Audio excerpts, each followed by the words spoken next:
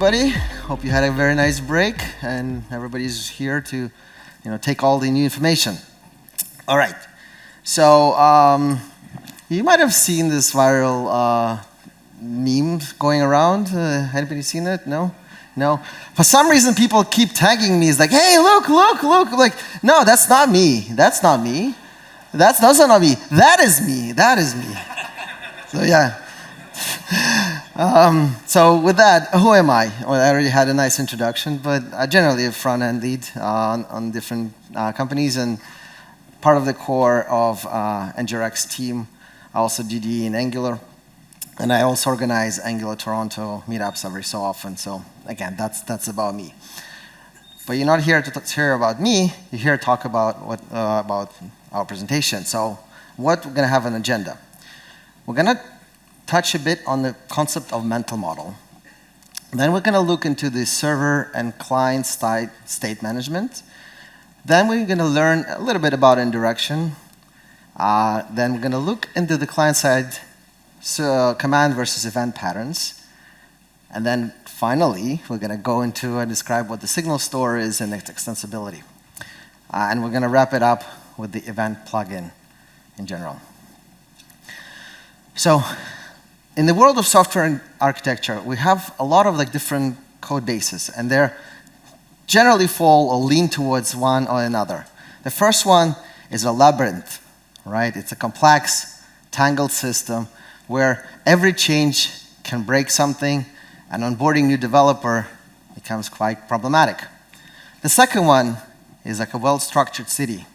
It's intuitive, it's clean architecture, where you can understand how components interact with each other, and it feels almost natural and easy to understand. The critical difference between those two are not merely code standards or number of comments that we put in, but about the clarity of thought that's put into the architecture itself. And the secret to building a scalable, maintainable, enterprise-level applications does not lie in a specific library or even framework. It lies in a concept borrowed from the cognitive science, a mental model. So what is a mental model? A mental model is a map in our minds that explain how things work. And we form these mental models all the time, right? From how, for example, shopping cart would function, to trying to understand the behavior of a complex system. A shared mental model describing systems architecture and processes becomes a common language within the teams. As the author James Clear states, we do not rise to the level of our goals. We fall to the levels of our systems. So a well-defined mental model is a foundational system upon which a good software is built. Now, this leads to a primary goal of a software architect. It is achieving a state of architectural harmony within our applications. The choice of the design patterns, paradigms, architectural structures should be based on the principle of alignment within our teams. And that brings to the topic of today's conversation, right? State management. The way application manages a state is one of the most fundamental and impactful decisions architecture we can have in our applications. So with this, let's start building some of these mental models and start to understand certain things. First, we're going to look at the client versus server state management. It's obvious we need to transmit data from server to the front end, right? And obviously, the backend is the source of truth for a lot of the data that we need to fetch. So there are some libraries or paradigms that we use for that. We call them generally not even server side, we call them server cache, right? And what is the role for the server cache? It needs to fetch the data, obviously, right? It also provides the request status, so it wraps it up for us. It knows what state the network request is in. It also has some automatic caching mechanisms, and one other thing we can do is refetch the new data if we need one. So the most principle, the example of the server cache, it's the one already provided in Angular. It's the GTP resource. Who's familiar with it? Right? It's been around now, yes. So the main idea here is, for example, we have an input of user ID, right? And then we wrap that with the call to the GTP client to fetch the data about the user. All right? So every time the user ID changes, we get the new data back. Right? But what's cool about this is not just the data, it's the server cache thing, right? So for example, it has the APIs of the resource. And those APIs tell us if it has a value. Has it arrived or not? It can read the value itself. It can also tell us if there's an error fetching this data. And finally, the loading state as well, right? So this is a nice API to wrap it all up, the server cache. That's great. There's other frameworks that all built on top of this. In React world, this was very popular for a while. There's React Query, RTK Query, Stack Query, all these queries, right? They actually do that in a more sophisticated way. HTTP client provides us only fetching the data. It doesn't do mutations. So that's one type of state. Now, before I go to the second type, I want to cover one little topic of indirection. And again, let's look at an example of this HTTP resource. We can see here, when we call HTTP resource, we directly get the result of it back, right? We get the resource back. So they're completely tied together, right? It's linked. There's no indirection. It's very direct. Let's see an alternative example. Say we have a service, and within this service, we keep the state of our customers in a signal. And signal is a great new reactive primitive from Angular, right? It's reactive state. Now, how can we update this state? Well, we can have a few methods like getting all or creating.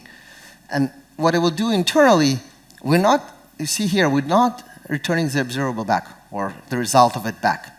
In fact, those methods have void in them, right? They don't return anything. What they do instead is that they set this state by themselves, right? So what that means is the way we read data and the way we write data is a little bit different. Or actually, the way we tell that we want to get something is a little bit different. Let's look at the example how it's done. For example, we have this component, right? It'll need to get this data of customers and has something about it to fetch it and create new things. So for example, in this example, we called customers directly, right? And this is the signal. So customer service will now listen for this reactive signal and get the data from it, right? When we need to update it, or we inform the system that we need this data, we call the methods that return void for us. So you see how it's indirect. Our intentions are not there directly with the data itself, right? And there's advantage for this, because wherever we read for the data of our customers, we don't really care who's updating it, who's changing it, what's happening with it altogether. We do not care. We're really just reading the data. Whenever the data changes, it automatically updates for us. And this is a key principle of indirection in the state. Remember this one. So now let's look at the client state management libraries. There's typically, we fall into two different types. One is a command-based, and the other one is event-based. And they act a little bit differently. In the command type of state management, we typically say, hey, do something. We call things, right? We send our intention component knows what to call and what to ask for.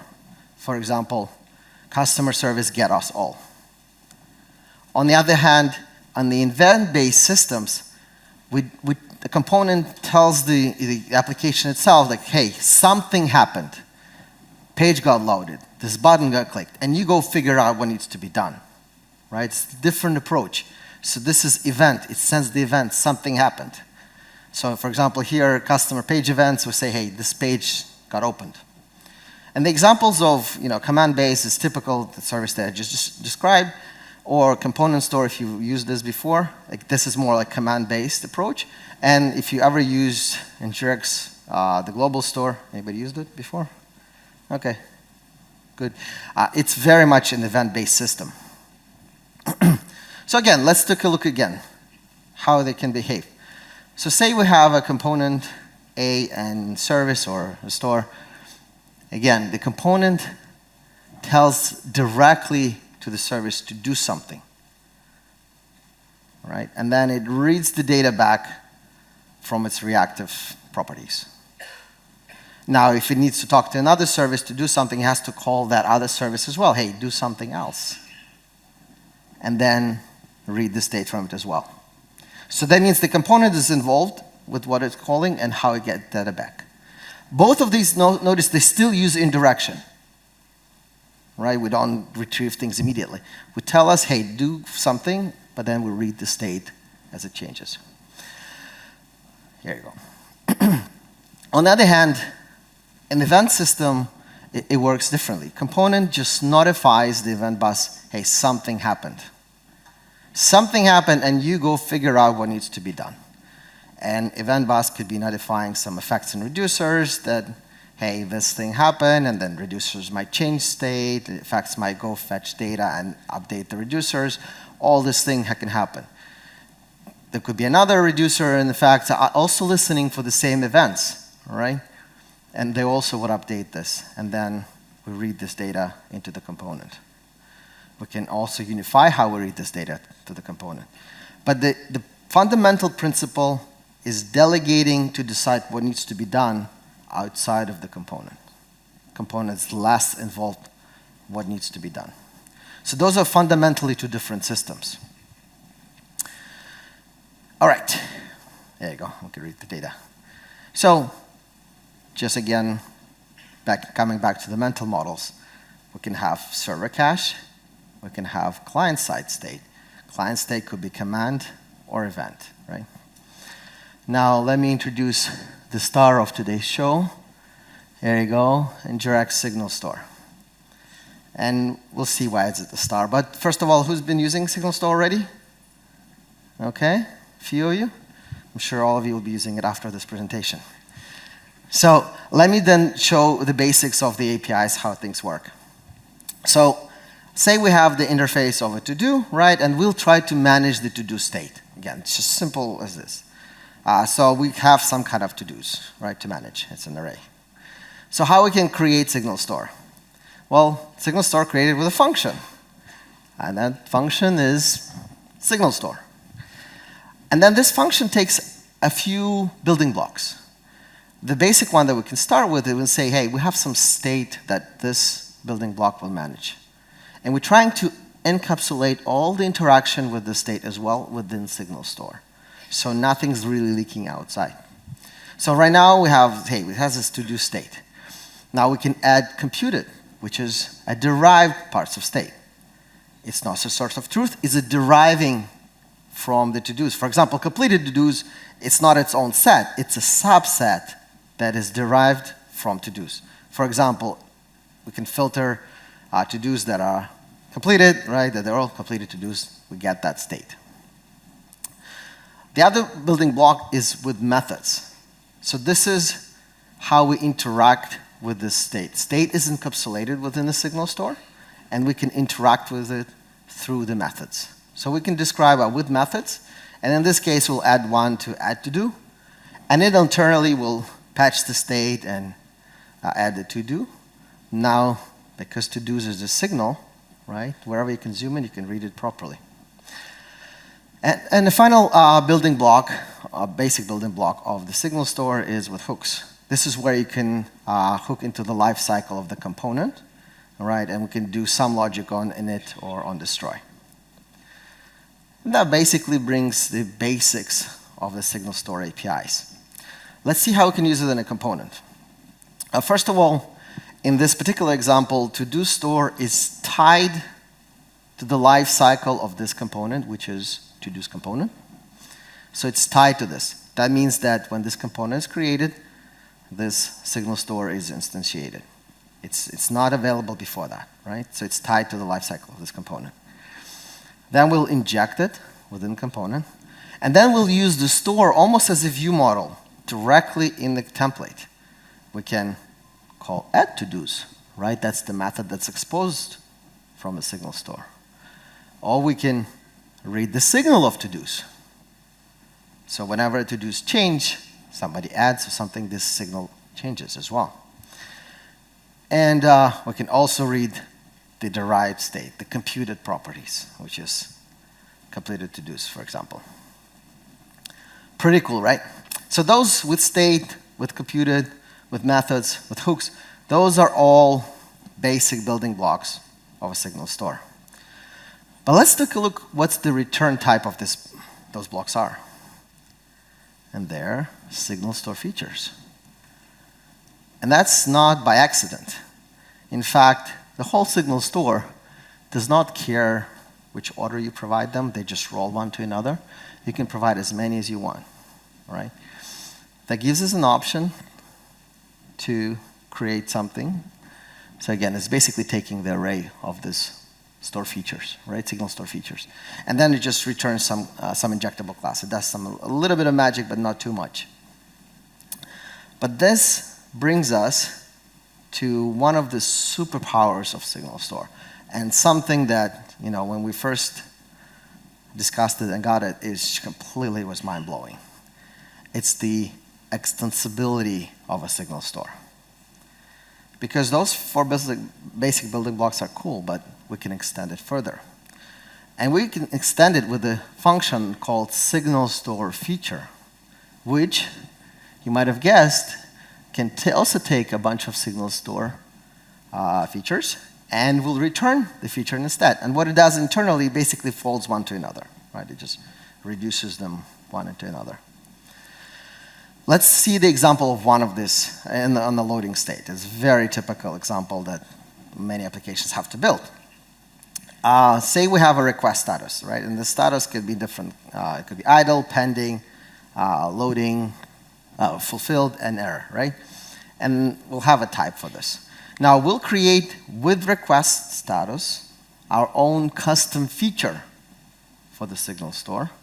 And you see it returns signal store feature, and we can start wrapping what this specific feature will encapsulate. For example, we can say, hey, you have a status of request status, and initially it's idle. Now we can have some computed ones as well. We'll add, for example, is it pending, is fulfilled, or error, and they are based on the request status itself, right? Now this is, we created a custom feature, and with this custom feature, which is the request status, we can now utilize it in any other signal store we want. For example, we have our to-do store, right, that we know with state, and we can add with request status right there as well. How cool is that? And what it does, it automatically adds request status to our state and all the computed that we just got there, right? Loading, pending, fulfilled, and error. Pretty cool, right? And then we can have, again, additional methods. And what we do, for example, when we load all, we can start with the start pending, which is just a pure function, by the way. It just sets request status to loading. And once we load the to-dos, we can patch the state again with the to-dos themselves, and also saying, hey, this thing is fulfilled now. And again, set fulfilled is just a simple function. Pretty cool, right? But it's super powerful. It's already a lot of custom features are built on top of SignalStore out there. And one of them is also built by the NgRx team themselves, which is Event Plugin. An Event Plugin allows us to tap into the event-based system, right? By default, SignalStore uses command, right? We just tell, hey, load all. And now we can tap into the event-based system. We can add events to the SignalStore. Now, do you have to add it right away? No, obviously not. If command-based approach works for you, that's great, and that's more than enough for a lot of signal stores. But where you need more complex scenarios, where you do need events, SignalStore can provide you. So how can we build this? We'll start with these simple events, right? We'll create the event groups. For example, for page events, we have like when page opened or refreshed. See, they even formulated as events. Or for the user API events, which is the result of the API calls. For example, loaded success and failure. We just defined what they are. Now, in our SignalStore, we can add a thing called with reducer. And here we can add all of these events we want to listen to. For example, when page opened or when page is refreshed, we'll set the pending. Or when load success happened, we'll take the paid load from that event and we'll set the state with them and set it to fulfilled. Or loaded failure as well. We can set the error, right? So now we're not listening for specific things to do, we're listening for the events that would be dispatched from somewhere. We can add with effects. This is the one that will be running and basically also listening for these events, and they'll be calling side effects, for example, network requests, which in turn will result in other events that other parts of the SignalStore are listening. Again, this is more of event-based system, and if you worked with NgRx like effects before, this should be very, very familiar to you. But the idea is we can spread these events through the system, and SignalStores will be picking them up. Just like that. So how can we dispatch an event? Right? How can component can notify that, hey, something's happening?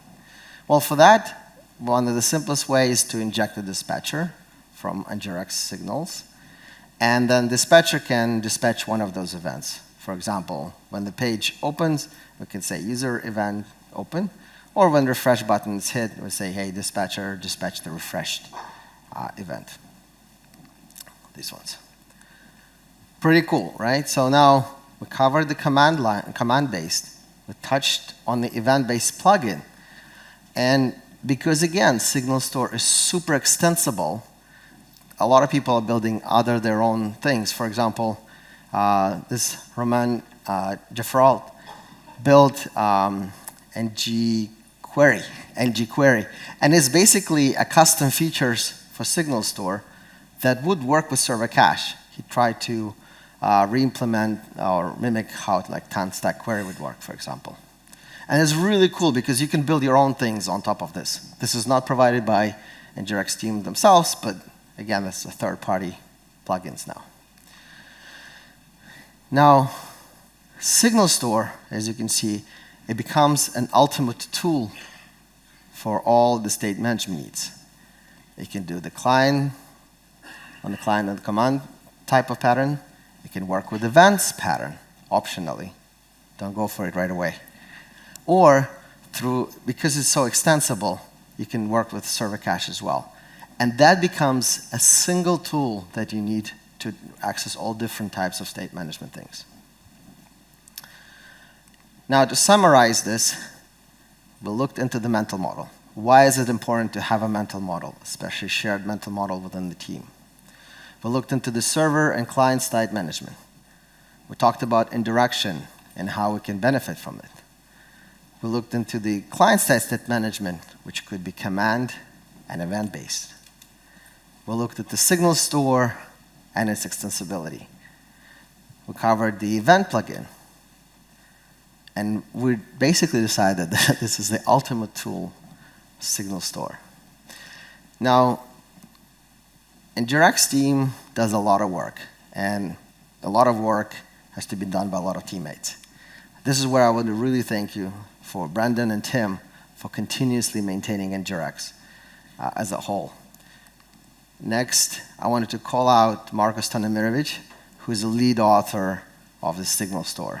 Huge work done on the SignalStore, and many, many hours put into this. Thank you, Marko.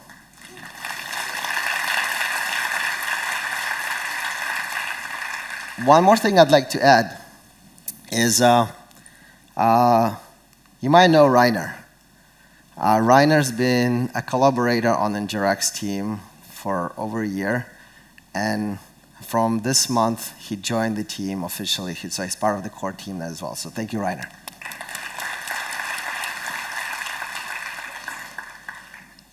And that concludes the entire NgRx team who work hard for you to really enjoy and make the state management of your Angular applications as easy as possible. Thank you so much.